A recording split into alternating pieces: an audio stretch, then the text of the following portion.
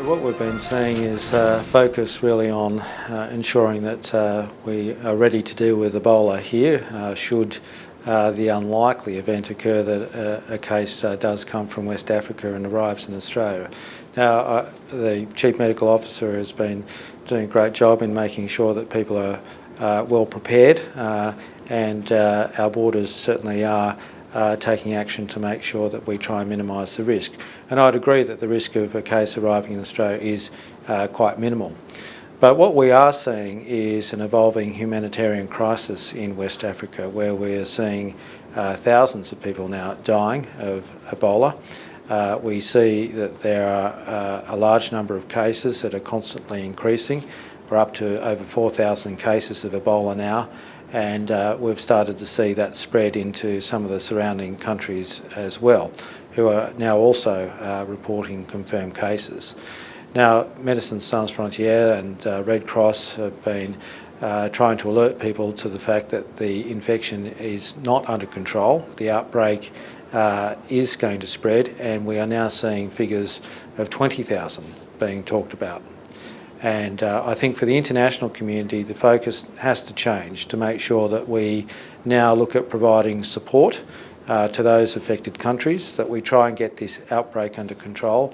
And that is going to mean committing more resources, certainly more than $1 million to this problem, making sure that we provide them with medical equipment, things like beds, which is a major problem in terms of treating the infection in the affected countries, but also expertise and personnel. And I know that there are Australian doctors and nurses and other healthcare workers that would actually volunteer to go and do this work.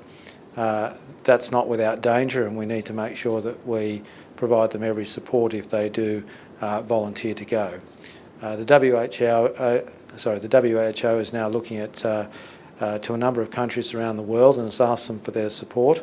Various countries are now indicating that they are going to send teams to provide extra beds and capacity in the communities in the affected countries, and no doubt Australia will be receiving a similar phone call in the next days.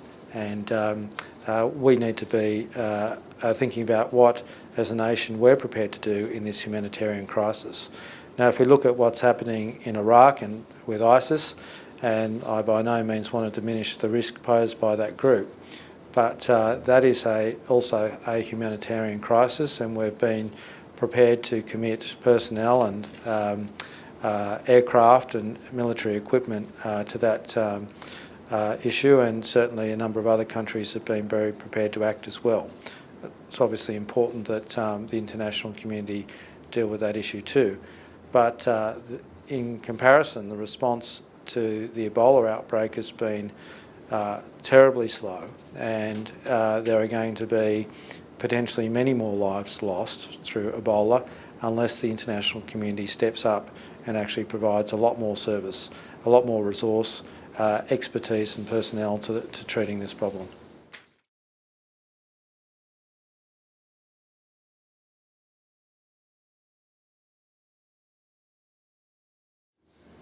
Well, I think there's clearly a determination on behalf of the government to go ahead with the co-payment. We've seen them say that a number of times, and the Minister for Health was out reaffirming that recently. But what we are concerned about is the potential trade-offs and deals that might be done that might actually mean that we don't have a co-payment but are still stuck with a cut to the Medicare rebate. And we've got to remember this is the patient's Medicare rebate. So it may end up meaning that patients end up being worse off, that there is no co-payment for GPs that supports general practice and invests in general practice. And so we could end up with both patients and GPs and other doctors being worse off if the co-payment proposal gets sabotaged by not having a co-payment, but the government being determined to press ahead to find savings and actually still cuts the Medicare rebate.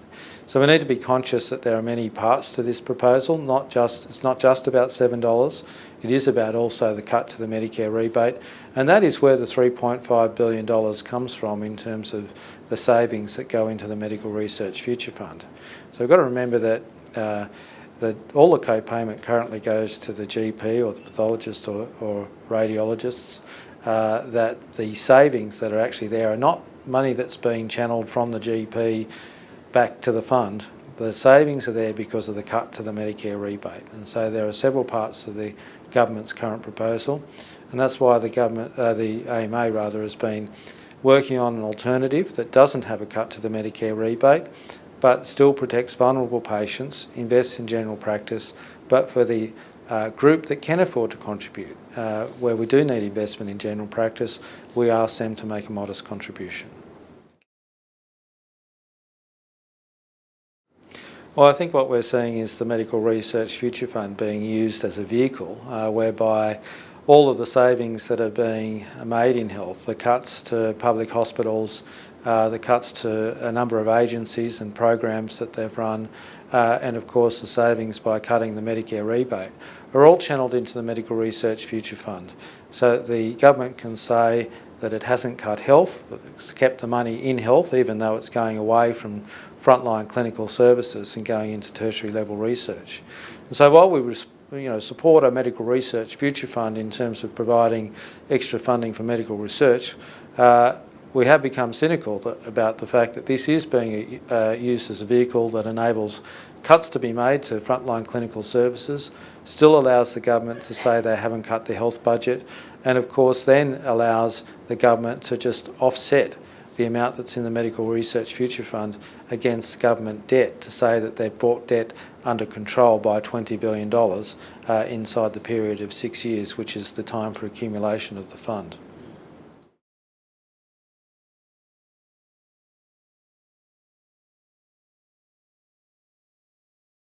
Look, the AMA has always said that doctors should charge the fee that they feel is appropriate for the professional service that they provide and that covers the costs in providing that service. Now, the AMA, of course, publishes its fees list, which is a guide based on what it should cost to provide those sorts of services. And it is a guide. Many doctors charge below the AMA schedule, some charge above. But what we see is a very small group of individuals who charge what most of their peers would consider to be excessive fees, and I think that does give the profession a bad name. And we know that it does cost a lot of money to provide the sorts of services, and certainly takes a long time to reach the level of training and expertise that it is required to deliver some of these services. But we don't want to see patients in any sort of financial difficulty because they need to access medical care. And I think that's where patients, the general public, and many of the members of the medical profession alike feel that that is not appropriate behaviour.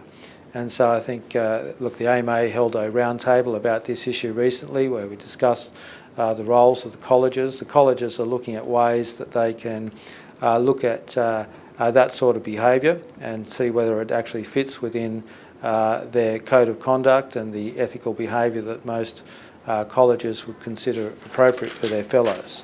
So there are ways that the profession is looking at dealing with that particular issue. I think generally though we've got to acknowledge that almost 90% of medical services provided in hospital by doctors under private arrangements are done under a no-gap arrangement of no out-of-pocket expense to the patient at all. So it's hard to see that most doctors' fees are excessive.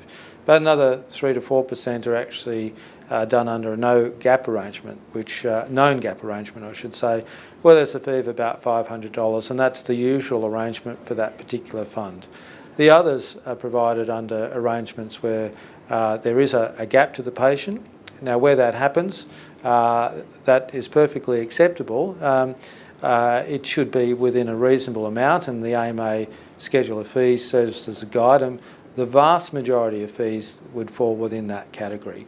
It should be done so with informed financial consent so that the patient's aware of those costs wherever possible before the procedure occurs. Now, it's not always possible in an urgent situation, but most procedures, of course, are elective and there is scope to do that.